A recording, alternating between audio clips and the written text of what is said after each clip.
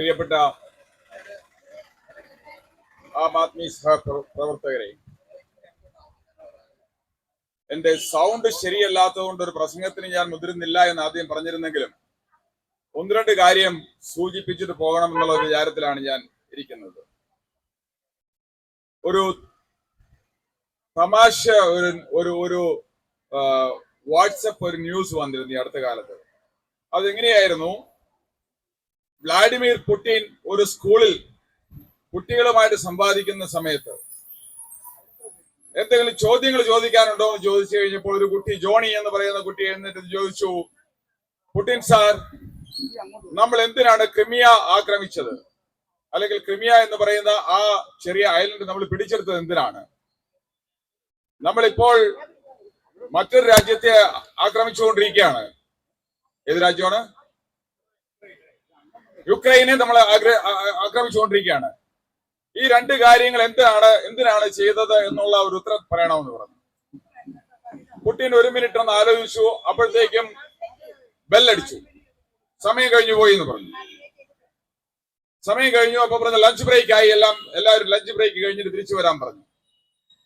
തിരിച്ചു വന്നു കഴിഞ്ഞിട്ട് ഈ സെഷൻ കണ്ടിന്യൂ ചെയ്യുവാണ്. ഇനി ആർക്കാ ചോദ്യം ചോദിക്കാനുള്ളതെന്ന് ചോദിച്ചപ്പോ ഒരു കുട്ടി പറഞ്ഞു, എനിക്ക് 4 ചോദ്യങ്ങൾ ചോദിക്കാനുണ്ട്. എന്താണെന്ന് ചോദിച്ചു. അന്നേരം പറഞ്ഞു, നമ്മൾ എന്തിനാണ് ക്രിമിയ ആക്രമിച്ചത്? നമ്പർ 1. നമ്പർ ഉക്രൈനുമായിട്ട് എന്തുകൊണ്ടാണ് യുദ്ധം ചെയ്യുന്നത്? നമ്പർ 2. നമ്പർ 3, ജോണി ചോദ്യം ചോദിച്ചപ്പോൾ 20 മിനിറ്റ് മുമ്പ് എന്തുകൊണ്ടാണ് ബെല്ലടിച്ചത്? ആൻഡ് നമ്പർ 4, ജോണി എവിടെയാണ്? അപ്പോ ഒരു ചോദ്യം, ഒരു ശരിക്കുത്തരമില്ലാത്ത ഒരു ചോദ്യം ചോദിച്ചു കഴിഞ്ഞാൽ നടക്കുന്ന സംഭവമാണ്. എന്താണ് അവിടെ നടക്കുന്നത്?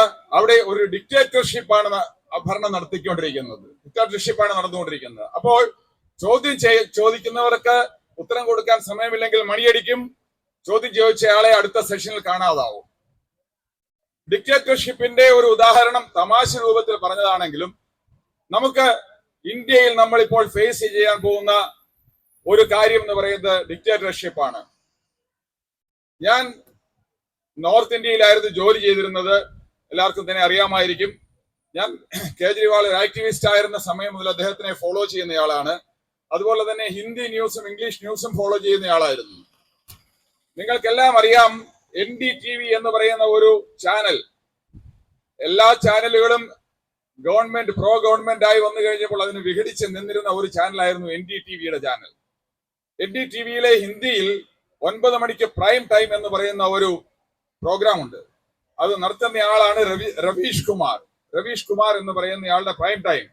അദ്ദേഹത്തിന്റെ ആ പ്രോഗ്രാം എന്ന് പറയുന്നത് ഗവൺമെന്റിന് ഇപ്പോഴും തലവേദന ഉണ്ടാക്കിക്കൊണ്ടിരിക്കുന്ന കാര്യങ്ങൾ മാത്രം പറഞ്ഞുകൊണ്ടിരിക്കുന്ന ഒരു പ്രോഗ്രാം ആയിരുന്നു. രവീഷ് കുമാർ തന്നെ പറയുന്നത്, ആക്ച്വലി അഡാനിയെ കൊണ്ട് NDTV ടേക്ക് ഓവർ ചെയ്യിച്ചത് രവീഷ് കുമാറിനെ അവിടെ നിന്ന് നിഷ്കാസനാക്കാൻ വേണ്ടി മാത്രമാണ്. അല്ലെങ്കിൽ NDTV എന്ന് പറയുന്ന അത്ര വലിയൊരു സംഗതികളൊന്നും അല്ലായിരുന്നു. അപ്പോ രവീഷ് കുമാർ ഇപ്പോൾ അഡാനി NDTV ടേക്ക് ഓവർ ചെയ്ത ദിവസം അവിടുന്ന് റിസൈൻ ചെയ്തു. ഇപ്പോൾ അദ്ദേഹം ഒരു യൂട്യൂബ് ചാനൽ നടത്തിക്കൊണ്ടിരിക്കുകയാണ്. ഏകദേശം 1 കോടിയോളം വ്യൂവർഷിപ്പ് ഉള്ള ഒരു യൂട്യൂബ് ചാനലാണ് രവീഷ് കുമാറിൻ്റെത്. ആ രവീഷ് കുമാർ പറഞ്ഞ ഒരു കാര്യമുണ്ട്. ഇപ്പൊ ഇവിടെ പത്മകുമാർ വളരെ ഒരു റോസി പിക്ചർ ഇവിടെ വെച്ചു. നമുക്ക് ഇലക്ഷൻ കഴിയുമ്പോഴേക്കും ഇന്ത്യ മുന്നണി ഭരണത്തിൽ വരും, അത് കഴിഞ്ഞ് നമ്മൾ അത് ചെയ്യുമെന്നുള്ളത്. ഞാൻ അത്ര ഓപ്റ്റിമിസ്റ്റ് അല്ല. കാരണം ഈ അടുത്ത ഒന്നര ആഴ്ച മുമ്പ് നോർത്ത് ഇന്ത്യയിൽ ഒരു സർവേ, ഒരു ഇലക്ട്രൽ സർവേ ഉണ്ടായിരുന്നു. ആ സർവേയുടെ റിസൾട്ട് എന്ന് പറയുന്നത് ഭയങ്കര അലാമിംഗ് ആയിരുന്നു. എനിക്കറിയാം. പിന്നെ ഇവിടെ ഒരു വാക്ക് ഉദ്ദേശിച്ചിരുന്നു, നമ്മൾ പൊട്ടന്മാരല്ലല്ലോ, വിദ്യാഭ്യാസവും വിവരമുള്ള മനുഷ്യർ പൊട്ടന്മാരല്ലല്ലോ എന്ന് പറഞ്ഞു. വിദ്യാഭ്യാസം വിവരം എന്ന് പറയുന്ന സംഭവം നോർത്ത് ഇന്ത്യയിൽ ശരിക്കും പറഞ്ഞു കഴിഞ്ഞാൽ വളരെ വിരളമായിട്ടുള്ള ഒരു സംഭവമാണ്. അവിടുത്തെ ഏറ്റവും വലിയ പ്രത്യേകത എന്ന് ചോദിച്ചു കഴിഞ്ഞാൽ പത്രം വായന എന്ന് പറയുന്നത് സാധാരണക്കാരിലില്ല. TV ചാനലുകളിൽ ഒന്നും ഇതുപോലെയുള്ള ന്യൂസുകളൊന്നും വരില്ല.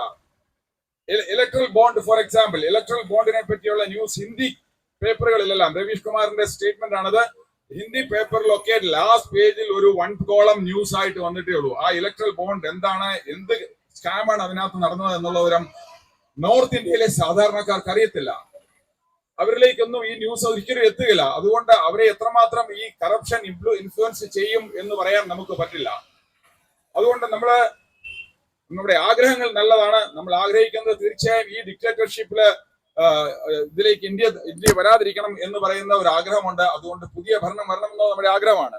അതുപോലെ തന്നെ വേറൊരു യൂട്യൂബർ ഉണ്ട്. നിങ്ങൾ ആരൊക്കെ ഈ അടുത്ത കാലത്ത് നമ്മളുടെ ഇതിലോ ആരോ അത് പോസ്റ്റ് ചെയ്തിരുന്നു തോന്നുന്നു. ധ്രുവ് രാഠി എന്ന് പറയുന്ന ധ്രുവ് രാഠിയുടെ അയാൾ ഒരു എഡ്യൂക്കേഷണൽ വീഡിയോ ഉണ്ടാക്കുന്ന ആളാണ്. അയാൾ സഡൻലി ഒരു ഭയങ്കര വീഡിയോ, പൊളിറ്റിക്കൽ വീഡിയോ പോസ്റ്റ് ചെയ്തു. ഇന്നിപ്പോ ഞാൻ നോക്കുമ്പോൾ അത് 2,30,00,000 ആൾക്കാർ അത് വ്യൂ ചെയ്തിട്ടുണ്ട്. 2,30,00,000 ആൾക്കാർ വ്യൂ ചെയ്തു. അത് അദ്ദേഹം പറയുന്ന കാര്യം എഗെയിൻ ഭയങ്കര അലാമിംഗ് ആണ്. അദ്ദേഹം ഓരോ കാര്യങ്ങൾ പറയുന്നുണ്ട്. ഡിക്റ്റേറ്റർഷിപ്പിനെ പറ്റിയാണ് അദ്ദേഹം പറയുന്നത്. ഇപ്പോൾ അദ്ദേഹത്തിന്റെ ഒരു മിനിറ്റ്, അദ്ദേഹം ആ വീഡിയോയിൽ ഒരു കാര്യം പറയുന്നുണ്ട്. ഡിക്റ്റേറ്റർഷിപ്പിലേക്ക് എന്ന് പറഞ്ഞാൽ 2, 4, 6, 7 സ്റ്റേജ് ആണ്. 7 സ്റ്റേജിലാണ് ഒരു കൺട്രി ഡിക്റ്റേറ്റർഷിപ്പിലേക്ക് പോകാൻ പറയുന്നത്. ആദ്യത്തെ സ്റ്റേജ് എന്ന് പറയുന്നത് actually fully functional liberal democracy. അതാണ് ഏറ്റവും ബെസ്റ്റ് സിറ്റുവേഷൻ. അതിനുശേഷം വരുന്നത് വർക്കിംഗ് ഡെമോക്രസി. ഒരു വർക്കിംഗ് അറേഞ്ച്മെന്റ് ഉണ്ട് democracy, but it is not very liberal. മൂന്നാമത്തേതാണ് ഫ്ലോഡ് ഡെമോക്രസി. നാലാമത്തേത് ഡിഫിഷ്യന്റ് ഡെമോക്രസി. അഞ്ചാമത്തേതാണ് ഇലക്ട്രൽ ഓട്ടോക്രസി. അതിനുശേഷമാണ് hybrid regime and finally authoritarian regime. അദ്ദേഹത്തിന്റെ അസസ്മെന്റ് അനുസരിച്ച് നമ്മളിപ്പോൾ 5ാമത്തെ ലെവലിലാണ്, ഇലക്ട്രൽ ഓട്ടോക്രസിയിലാണ് നമ്മൾ നിൽക്കുന്നത്. Only 2 steps less than fully autocratic situation. അപ്പൊ അങ്ങനെ വരുമ്പോഴത്തേക്കും തീർച്ചയായും നമ്മള് ഓട്ടോക്രസിയിലേക്ക് പോയിക്കൊണ്ടിരിക്കുകയാണ്. ഞാൻ പറഞ്ഞ സർവേ ഫലങ്ങൾ കറക്റ്റ് ആണെന്നുണ്ടെങ്കിൽ, അദ്ദേഹം പറഞ്ഞ ഒരു വാക്കുണ്ട്, നമുക്ക് ഈ പറയുന്ന ഓട്ടോക്രസിയെ പറ്റിയും ഈ ഇലക്ട്രൽ ബോണ്ടറിയെ പറ്റിയും ഒരു 10 പേർക്ക് ഇതിന്റെ വിവരങ്ങൾ പറഞ്ഞു കൊടുത്തു കഴിഞ്ഞാൽ ഒരു പക്ഷേ അവരുടെ വോട്ട് ഷെയർ കുറയ്ക്കാൻ അത് സാധിക്കും. അങ്ങനെയെങ്കിലും ഈ റെജീമിനെ താഴെ ഇറക്കണം എന്നുള്ള ഒറ്റ സന്ദേശമാണ് അദ്ദേഹം അതിനകത്ത് തന്നത്. അതുപോലെ തന്നെ ഒരു വളരെ ഇമ്പോർട്ടന്റ് ആയിട്ടുള്ള ഒരു ചാനൽ ഇതാണ് ആകാശ് ബാനർജി എന്ന് പറയുന്ന ആളുടെ. ആകാശ് ബാനർജി ഈ ധ്രുവ് രാഠിയെ ഇന്റർവ്യൂ ചെയ്തിരുന്നു. അദ്ദേഹം ചോദിച്ചു, നീ ഒരു എഡ്യൂക്കേഷനിസ്റ്റ് ആയിട്ട് ഈ സഡൻലി എന്തുകൊണ്ടാണ് ഇതിലേക്ക് വന്നത്? അയാൾ പറഞ്ഞു, അയാൾ നേരത്തെ പൊളിറ്റിക്കൽ ചെയ്യുമായിരുന്നു, ഇപ്പോൾ എനിക്ക് ഇങ്ങനെ തോന്നി ഇത് വരണമെന്നുള്ളവർ ഇങ്ങനെ നമ്മൾ ഇങ്ങോട്ട് വന്നിട്ട് ഈ മെസ്സേജ് താഴേക്ക് വിട്ടില്ലെങ്കിൽ after this election we are going to be under an autocrat. അത് നമ്മുടെ ജീവിതം അസഹ്യമാക്കാൻ ഭയങ്കര ബുദ്ധിമുട്ടുള്ള ഒരു രീതിയിലേക്ക് വരാൻ പോവുകയാണ്. അത് വരാതിരിക്കാൻ വേണ്ടിയാണ് ഞാൻ വന്നത്. അയാള് ജർമ്മനി ബേസ്ഡ് ആണ് ഈ ധ്രുവ് രാഠി. പക്ഷെ ഇപ്പൊ ഇന്ത്യയിലേക്ക് വന്നിട്ടുണ്ട്. അയാളോട് ചോദിച്ചു, നിന്നെ ഇത്രയും വലിയ ഒരു ഭീകരമായ ഒരു വീഡിയോ ഇറക്കുന്നതിന്റെ പേരിൽ ഇവരെ അറസ്റ്റ് ചെയ്യാനുള്ള സാധ്യതയില്ലേ എന്ന് ചോദിച്ചു കഴിഞ്ഞപ്പോൾ തീർച്ചയായും ഉണ്ട് എന്നാണ് പറഞ്ഞത്. കാരണം ഇപ്പൊ ലേറ്റസ്റ്റ് ഒരു ന്യൂസ് കേട്ടതനുസരിച്ച് യൂട്യൂബ് പോലും ഇനി ഇവരുടെ ബ്രോഡ്കാസ്റ്റിംഗ് മിനിസ്ട്രിയുടെ കീഴിൽ ബ്രോഡ്കാസ്റ്റിംഗ് പെർമിഷനോടുകൂടി ചെയ്യേണ്ട ഒരു സംഭവമാക്കി മാറ്റാൻ പോവുകയാണെന്ന് അറിഞ്ഞു. അതായത് ഒരു യൂട്യൂബർ ആന്റി ഗവൺമെന്റ് എന്തെങ്കിലും പ്രൊപ്പഗാൻഡ ചെയ്തു കഴിഞ്ഞാൽ ഇപ്പോഴുള്ള PMLA ഇതുപോലെ അല്ലെങ്കിൽ ഏതെങ്കിലും ഡ്രക്കോണിയൻ ലോ വെച്ച് അവരെ അറസ്റ്റ് ചെയ്ത് ജയിലിലിടാൻ പറ്റും. അവരുടെ കണ്ടന്റ്സ് എല്ലാം വെറ്റ് ചെയ്തതിനു ശേഷമേ യൂട്യൂബിൽ ഇടാൻ പറ്റുള്ളൂ. അങ്ങനെയുള്ള ഒരു റൂൾ കൊണ്ടുവരാൻ അവർ പ്ലാൻ ചെയ്തുകൊണ്ടിരിക്കുകയാണ്. അത് യാതൊരു സംശയവുമില്ല. ഇനിയൊരു തവണ കൂടി മോദിയും അല്ലെങ്കിൽ BJP പവറിൽ വന്നു കഴിഞ്ഞാൽ അത് വന്നിരിക്കും. ഇതെല്ലാം ഉപരിയായിട്ട് നമുക്ക് പേടിക്കേണ്ട ഒരു കാര്യമാണ് ഇലക്ട്രൽ വോട്ടിംഗ് മെഷീൻ, EVMs. വളരെ അധികം ഈസി ആയിട്ട് മാനിപ്പുലേറ്റ് ചെയ്യാൻ പറ്റുന്ന ഒരു സംഭവമാണെന്ന് എക്സ്പേർട്സ് പലരും അത് ഓൾമോസ്റ്റ് പ്രൂവ് ചെയ്ത് കഴിഞ്ഞ കാര്യമാണ്. എന്തുകൊണ്ട് നമ്മൾ ബാലറ്റ് പേപ്പറിലേക്ക് പോകുന്നില്ല എന്ന് ചോദിച്ചു കഴിഞ്ഞാൽ,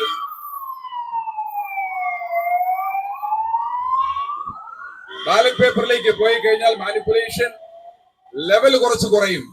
അതുകൊണ്ട് BJPക്ക് യഥാർത്ഥത്തിൽ ഇപ്പോൾ ഈ കാണിക്കുന്ന പേക്കൂത്തുകളെല്ലാം കേജ്രിവാളിനെ അറസ്റ്റ് ചെയ്യുകയോ കോൺഗ്രസിന്റെ ഫണ്ട് ഫ്രീസ് ചെയ്യുകയോ അല്ലെന്നുണ്ടെങ്കിൽ എന്തെല്ലാം കാണിക്കുന്നു അതെല്ലാം അവരുടെ പേടി കൊണ്ടാണ്. കാരണം ഇപ്പോ അവരുടെ ഇന്റേണൽ സർവേ പറഞ്ഞിരിക്കുന്നത് അവർക്ക് 270 സീറ്റ് കിട്ടാനുള്ള സാധ്യത കുറവാണെന്നാണ്.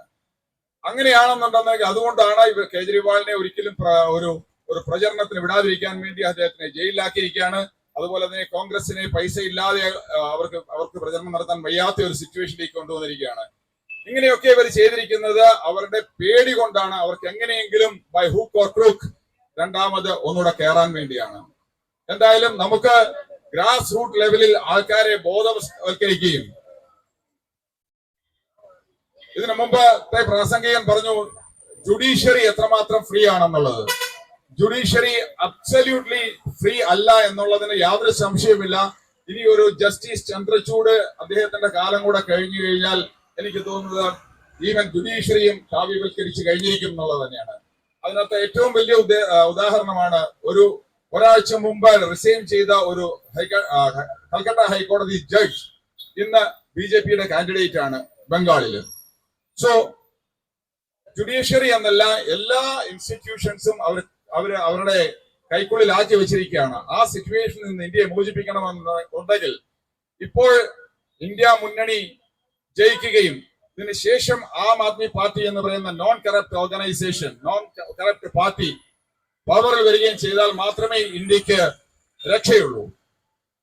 ഞാൻ കൂടുതൽ ദീർഘിപ്പിക്കുന്നില്ല. ജയിലിൽ കിടക്കുന്ന നമ്മുടെ സംപൂജ്യനായ ശ്രീ കേജ്രിവാൾ, മനീഷ് സിസോദിയ എന്നിവർക്ക് വേഗം ജാമ്യം കിട്ടട്ടെ എന്ന് ഞാൻ ആഗ്രഹിക്കുന്നു.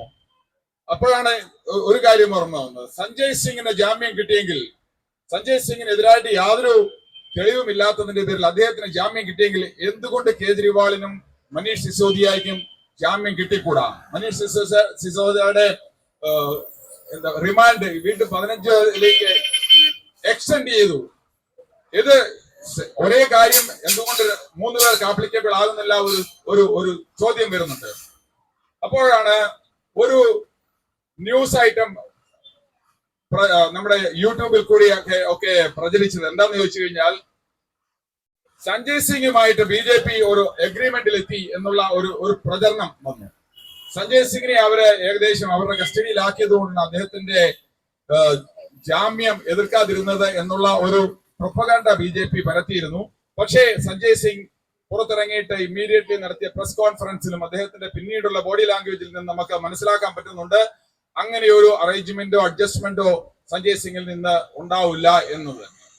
സോ നമ്മുടെ ജയിലിൽ കിടക്കുന്ന നേതാക്കൾക്ക് ഏറ്റവും പെട്ടെന്ന് തന്നെ അവർക്ക് റിലീസ് ഉണ്ടാവട്ടെ എന്ന ഒരൊറ്റ ആശംസയോടുകൂടി